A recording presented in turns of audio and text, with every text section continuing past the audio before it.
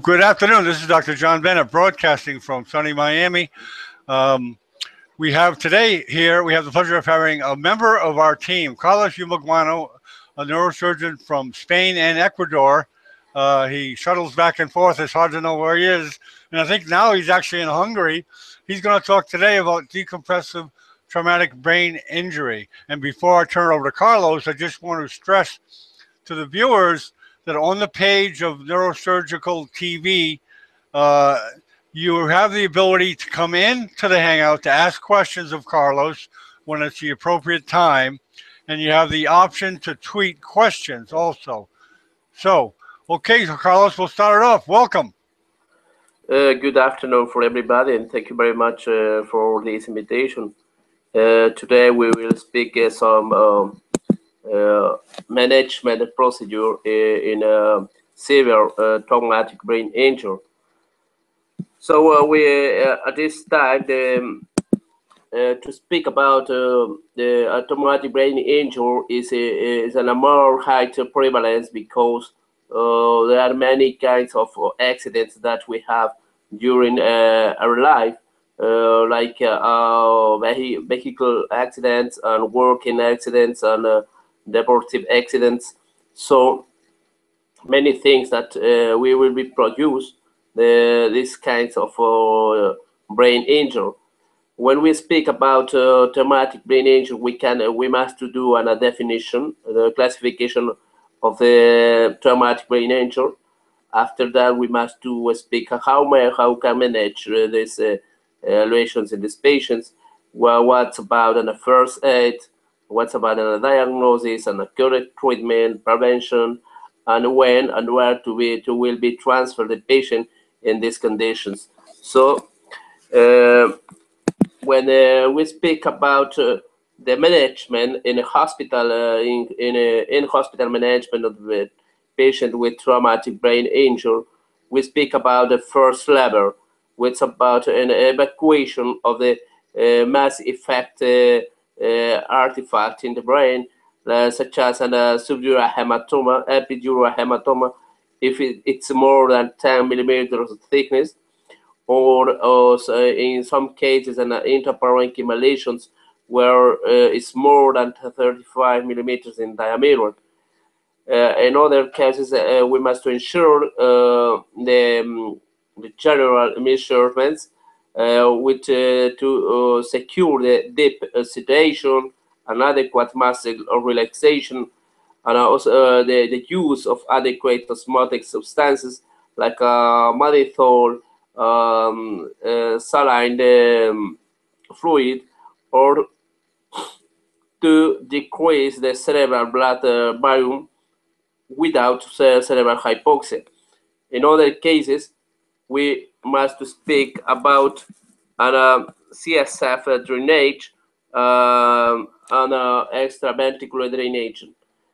We must optimize a hyperventilation with a good oxygen saturation in the jugular or an tisual oxygen saturation, where we will see an increase in the cerebral blood volume without cerebral hypoxia, with an optimal cerebral perfusion pressure.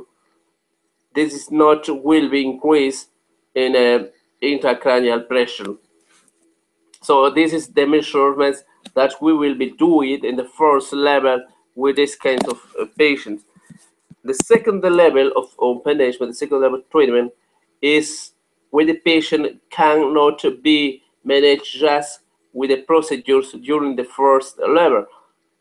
In this group, we will speak about an barbiturate coma, a moderate hypothermia, with a core temperature of 32 to 34 degrees centigrade, and the last chance is to do it on a decompressive craniotomy. So when we took a decision about a decompressive craniotomy, we must take in account some very important key points, like what's about the indication for the decompressive craniotomy, what's about the contraindication, what's about the decompressive craniotomy. So at these times, many protocols, many international protocols speak that it's important to do a decompressive craniotomy within 6 to 12 hours after they observe the hyperpeak beginning in the patient. If the intracranial pressure is about 20, 22, 25 millimeter or mercury. And in other cases, we must to see for the young patients. So patients with about or less than 65 years with a peak or a intracranial pressure more than 25 millimeters of mercury. So why the people decide to do just with patients below or under 65 years?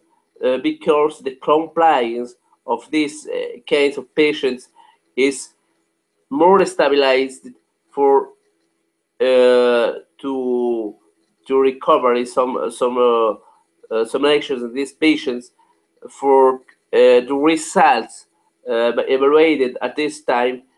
We have a good results and a good things on patients under the 65 years, so that in this moment the contraindications for this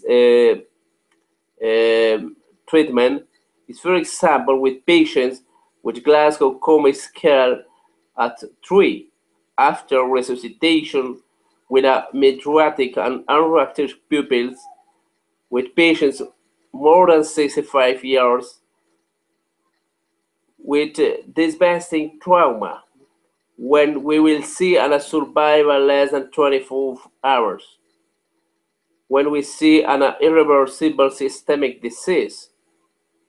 So in some cases, patients with an advanced basic disease, such as tumoral disease, such as chronic infected disease, when the patient will not be in a good or will not have a good prognosis. With a patient with a hyper peak uncontrollable for more than 12 hours, because when we speak about the indications, we see that it's indicated in this compressive craniotomy when we are do it within the 6 to 12 to 11 hours after a beginning of the increased cranial pressure. So when we have a different arteriovenous oxygen saturation is less than 3.2 volume percentage, or when the tisular oxygen saturation is less than 10 millimeters of mercury. So after we analyze that, when we can do it an decompressive craniotomy, or when it's contraindicated to do, first for all indications, it must be do it individualized. We must to analyze what's about the age of the patient, what's a previous health states of the patient, what's about the type of injury of the patient, if the patient has no other diseases, other illness, and what about the experience of the team, of the professional team who will be manage this patient in this situation. So this protocol, this doing well based after studies that were published in 2009 about decompressive craniotomy and the papers. So it's very difficult to take a decision when we will do it, or when we will decide for the decompressive craniotomy, and what we will stay, what we hope with this kind of procedures. So it's important to indicate that the decompressive craniotomy will be very extensive. It's the decompressive craniotomy is not just a 2 or 3 centimeter or cutting the cranial ossia. That is no. This must to be very extensive when we be ensured the possibility of the extension of cerebral mass with that will be produced because they will be have an height edema. For this, it's important to do a very extensive cranial ossea cutting for the compressive craniotomy. Some group speaks about the many benefits from a bifrontal decompressive craniotomy, or other speak about one hemilateral decompressive craniotomy. So what it's good for a kind of patient, it's all will be based in the experience of the team that will be manage the patients that who needed the treatment procedures such as an decompressive craniotomy. So it's very different that we have and the results without a very objective things or objective key points that will be must to be in account for taking a decision if we are doing or not another decompressive craniotomy. So after that, when we are doing the decompressive craniotomy, if the patient is initiating or beginning the recovery time, we must to do an management in a chronic state too for this patient. The patient will not to be to need to stay in the intensive care unit during a lot of time during several weeks or months. We must to ensure that when the patient is clinically state, the patient must be translated to the subintensive care unit or subintensive care center, where the patient will have a good management of the hemodynamic stabilization, where he will be treated for many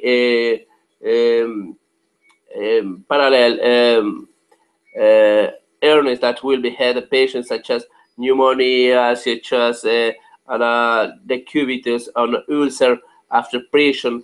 So we must have a good area with a good professional team that will be managed in the chronic state for the patient. And after that, we must to ensure the patient in a rehabilitation center, what will have the patient on a physiotherapy, what will be a patient had a speech and a language therapy and an occupational therapy, where the patient will be evaluated or analyzed by a psychologist or a psychiatrist. In so many times, these patients maybe don't have any kind of motor deficits, but they will have a very high psychological disorders, such as confusion, anxiety, depression, and some kinds will be forming some kinds of phobias that will the patient will be needed to treat them. So we will speak what's about. We will be had our point of view what's we must to improve the quality of life these patients. So this was about decompressive craniotomy at this time. It's in a very short conference. It's not a good because we have a clear key points about the decompressive craniotomy, when to be decided for the decompressive craniotomy, or when we will be contraindicated for these types of procedures. Thank you very much. Okay, Carlos, thank you very much for a great presentation. Very, very clear. I'm not a neurosurgeon, but I do have some questions. Now, does every patient who you suspect with an increased intracranial pressure status post-trauma get a decompressive craniectomy these days? No. It's for that only when we have and a severe traumatic brain injury, and when the first level results, or where the first treatment procedures in the first level will not have a good results, or if in some cases when the severe traumatic patient have an intracranial pressure for more than 20 millimeters of mercury, that will be a candidate for an decompressive craniotomy. So we speak about in the old patients with traumatic brain injury or a severe traumatic brain injury is about 3 or 5 or 7% that will be really need a decompressive craniectomy. Oh, okay. So it's not something you do that when you suspect that the intracranial pressure will go up. It's not something done preventatively when you suspect. No.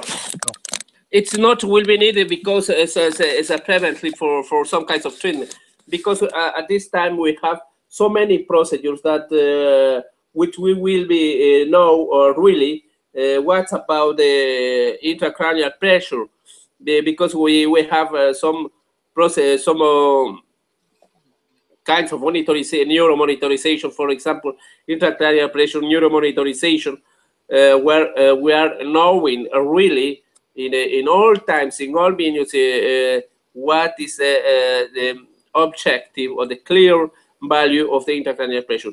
If some people had more than 20 millimeters of mercury for more than 2 or 3 hours consecutively, this patient will be need another decompressive craniectomy. But it's not really that we'll be doing with all patients with severe traumatic cranial injury. Okay.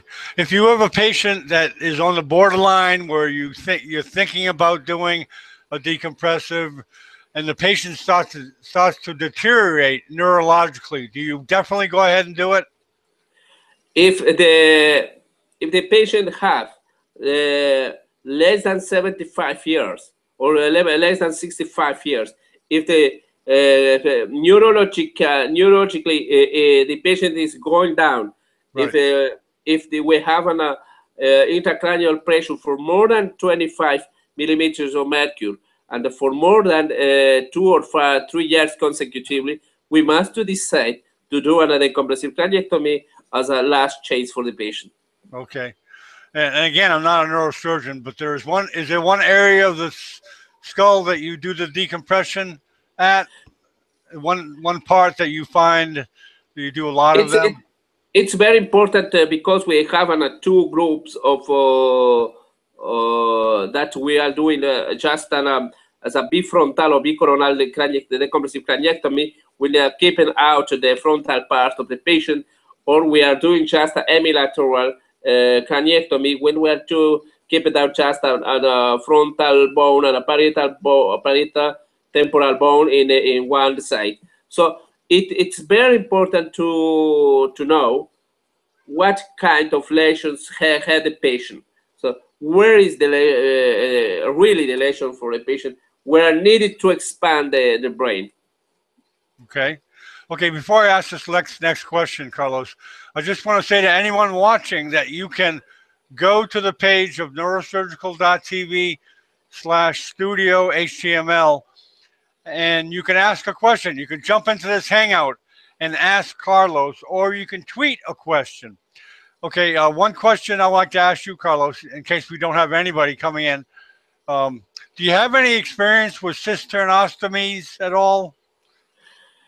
Yes, and so in the last time, many groups is proving with any kinds of procedures. For example, a cisternostomy in some groups doing continuously lumbar puncture. With about that, we are keeping out the drainage, the CSF. So, or when we are doing an neuromonitorization, when putting the catheter, we can do it in the intraparenchymal region, or we can do it putting the catheter for neuromonitorization in the ventricle. When we have the catheter in the ventricle, we can drainage the CSF too. Mm-hmm. Okay, let me just check here quickly the tweet board. Okay, just give me a second. Do you personally have any experience doing a cisternostomy, Carlos? Personally? I am not. I am not to do an cisternostomy.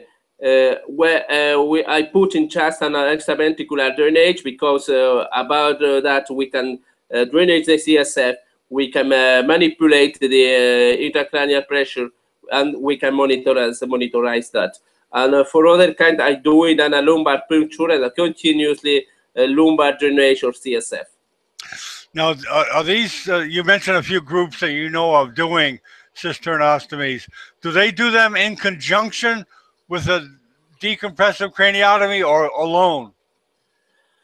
I think it's important to think that when I am doing another decompressive craniotomy, it's not necessary to drainage the CSF because maybe in these conditions the producing of CSF is more or less than normally. So when we have the presence of CSF in a patient with severe traumatic brain injury, it's maybe don't need to do an decompressive craniotomy because Okay. in these cases you can do it just on a CSF drainage and you will be having a good management of the intracranial pressure. Okay, yeah, we had an excellent presentation this morning of Iberian doing talking about decompressive craniectomy. Very interesting. Very to me, I didn't know anything about that procedure, but anyways, okay, Carlos, thank you again for being part of the team and loyally coming back and presenting. And hopefully, we'll see you in other hangouts to contribute to the other presentators. So, thank you, Carlos. Thank you very much. Thank you very much for everybody. Okay.